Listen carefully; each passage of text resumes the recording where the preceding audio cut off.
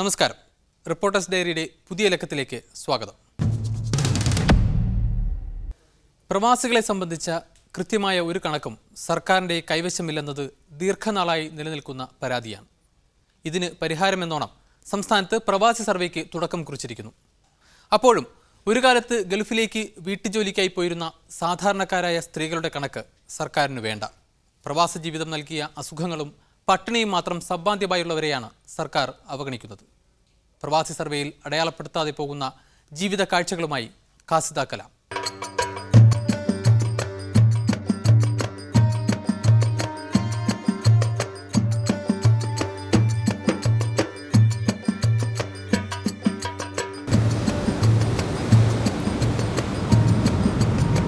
പ്രവാസത്തിൻ്റെ ചരിത്രത്തിലേക്ക് ഏറെയും ചേർത്ത് വെക്കപ്പെട്ടത് അവൻ്റെ വേദനകൾ മാത്രമായിരുന്നു. പക്ഷേ അന്നം തേടി കടൽ കടന്നത് അവൻ മാത്രമായിരുന്നില്ല. പണിയെടുത്ത് എല്ലും നടു ഒടിഞ്ഞപ്പോ ഒക്കെ മതിയാക്കി പോയതാ.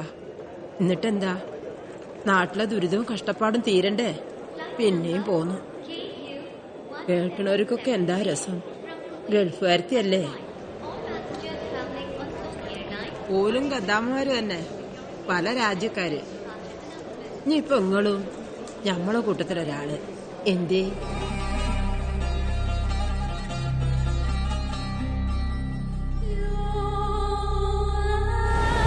ഗൾഫ് നാടുകളിൽ ഇവർ അനുഭവിക്കുന്ന പീഡനവും ചൂഷണവും ഏറെ വൈകിയാണെങ്കിലും ചർച്ച ചെയ്യപ്പെട്ടു.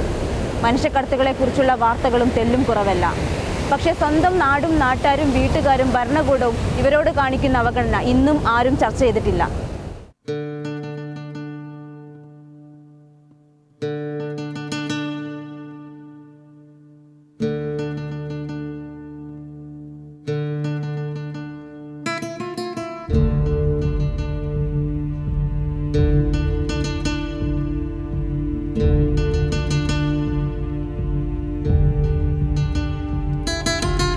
ഇത് പ്രവാസ ജീവിതം ബാക്കിയാക്കിയ കോഴിക്കോട് നഗരപരിധിയിലെ മാത്രം ഏതാനും സ്ത്രീ ജീവിതങ്ങൾ.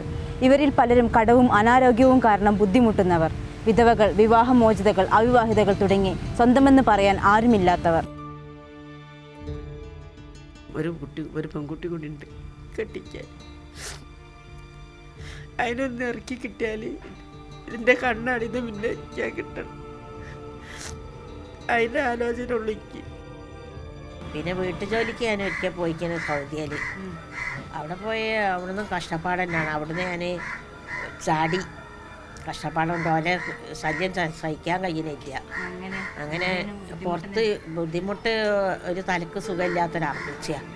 അത് വേദനാക്കൂ. പുറത്ത് കച്ചറ കൊണ്ടിടാൻ പോകുമ്പോൾ ചണ്ടിയിട്ട് പോയിക്കാൻ വാതിൽ കയറ്റടിച്ചാളും. പിന്നെ എന്നെ കയറ്റൂല.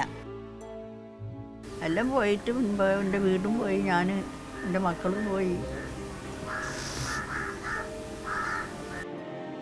കഷ്ടപ്പാടുകൊണ്ട് പോയതാണ്. കാരണം ഇരിക്കാനൊരു വീടില്ല, പെൺകുട്ടികളെ രണ്ടാളെ കെട്ടിക്കാനുണ്ട്, മൂപ്പരാണെങ്കിൽ സുഖമില്ലാത്ത ഒരാളാണ്. അങ്ങനത്തെ 22 വയസ്സിൽ ഞാൻ പോയതാണ്. അപ്പോൾ വന്നിട്ട് 5-8 വർഷമായിട്ടുള്ളൂ. അതിന് വരാൻ കാരണം എനിക്ക് സുഖമില്ലാത്തതുകൊണ്ടാണ്. അവിടെ കൊണ്ട് ഞാനൊരു രോഗിയായി, നന്നായിട്ട് നീര് വന്നു, പിന്നെ ഹാർട്ടിന് കംപ്ലയിൻറ്റ് വന്നു, തൈറോയിഡിൻ്റെ കംപ്ലയിൻറ്റ് വന്നു. അതുകൊണ്ടല്ലേ ഞാനിപ്പോഴും അവിടെ തന്നെ കഷ്ടപ്പെടും. എപ്പോഴും കഷ്ടപ്പാട് തീർന്നില്ല. ഇവിടെ വീട്ടുജോലി എടുത്തിട്ട് എപ്പോഴും കഴിയാണ്. മെയ് 1 പ്രവാസി സർവേക്ക് കേരള സർക്കാർ തുടക്കം കുറിച്ചത്. കേന്ദ്ര സാമ്പത്തിക സർവേയുടെ ഭാഗമായാണ് പ്രവാസികളുടെ കണക്കെടുപ്പ് ഇപ്പോൾ നടത്തുന്നത്. നിലവിൽ വിദേശത്ത് ജോലി ചെയ്യുന്നവരുടെ കണക്കുകൾ മാത്രമേ സർവേയുടെ ഭാഗമായി സർക്കാർ ശേഖരിക്കുന്നുള്ളൂ.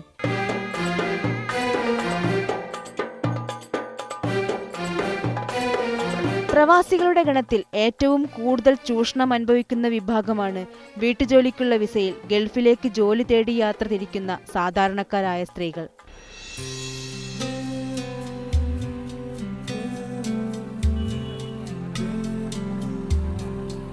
പ്രവാസികളുടെ കണക്കെടുപ്പുമായി സർക്കാർ തന്നെ രംഗത്ത് വരുമ്പോൾ അതിൽ ഡോക്ടർമാരും നഴ്സുമാരും IT-ക്കാരും മുതൽ ഡ്രൈവർമാരും സെയിൽസ്മാൻമാരും വരെയുണ്ട്.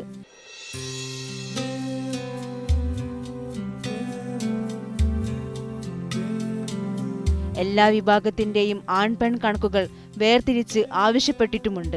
എന്നാൽ വീട്ടുജോലിക്കായി കടലുകടക്കുന്ന സ്ത്രീകളുടെ എണ്ണം രേഖപ്പെടുത്താൻ സർവേ ഫോമിൽ ഒരു കോളം പോലുമില്ല. സർവേ ഫോമിലെ തൊഴിലാളികൾ എന്ന ഗണത്തിലെ പെൺകോളത്തിൽ ഒരുപക്ഷെ ഇവരുടെ കണക്കുകൾ രേഖപ്പെടുത്തപ്പെട്ടേക്കാം. കാലങ്ങളായി ഈ സ്ത്രീകളെ നമ്മുടെ സമൂഹവും ഭരിക്കുന്നവരും തുടർച്ചയായി അവഗണിക്കുന്നതിൻ്റെ ഒരു സൂചന മാത്രമാണ് ഈ സർവേ നാടകത്തിലൂടെ പുറത്തു വന്നിരിക്കുന്നത്.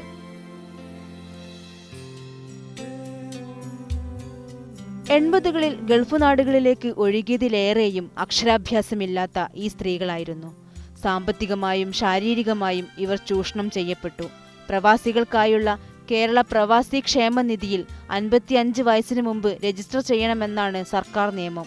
5 വർഷമെങ്കിലും അംശാദായം അടച്ചാൽ 60 വയസ്സിനു ശേഷം ചെറിയ സംഖ്യ മാസം പെൻഷൻ ലഭിക്കും. ഇവരിൽ പലരും ഇപ്പോൾ തന്നെ 55 വയസ്സും അതിലധികവും പൂർത്തിയായവർ, ജീവിത ചെലവിന് തന്നെ ബുദ്ധിമുട്ടുന്നവർ, അസുഖവും കടവും തളർത്തുന്നവർ, ക്ഷേമനിധിയിൽ മാസാമാസം നിശ്ചിത തുക അടയ്ക്കാൻ തക്ക വരുമാനമില്ലാത്തവർ, 5 വർഷം വരെ ജീവിച്ചിരിക്കുമെന്നതിന് ഒരു ഉറപ്പുമില്ലാത്തവർ. 5 വയസ്സ് കഴിഞ്ഞവർ ഒട്ടനവധി ആൾക്കാരുണ്ട്.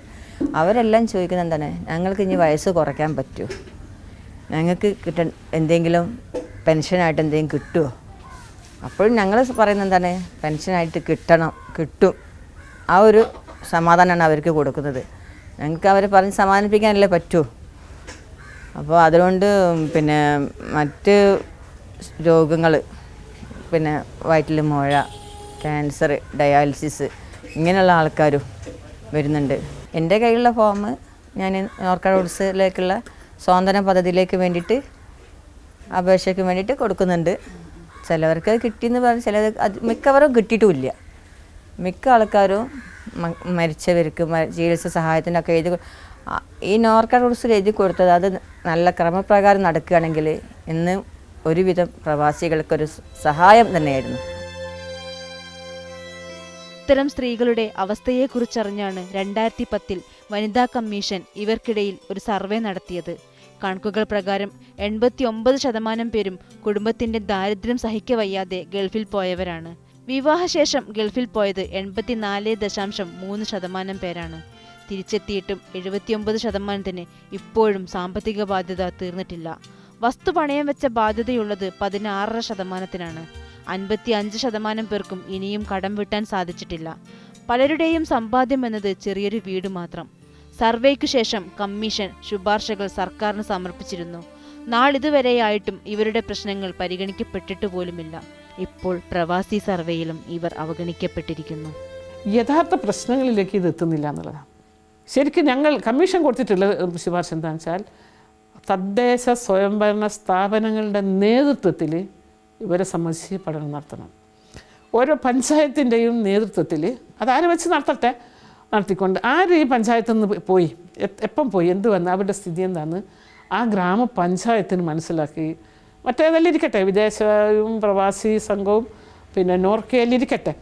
അപ്പോൾ ഇതിനെ സംബന്ധിച്ചുള്ള ബോധവൽക്കരണം എല്ലാം നമ്മളെ ഗ്രാമപഞ്ചായത്ത് അടിസ്ഥാനത്തിൽ തന്നെ നടത്തുക എന്നുണ്ടെങ്കിൽ, കാരണം അവിടെയുള്ള ജനങ്ങൾക്ക് ഇവരുടെ പ്രശ്നങ്ങൾ അറിയാം, പരിഹരിക്കാനുള്ള പിന്നെ സാധ്യത വളരെ കൂടുതലാണ്.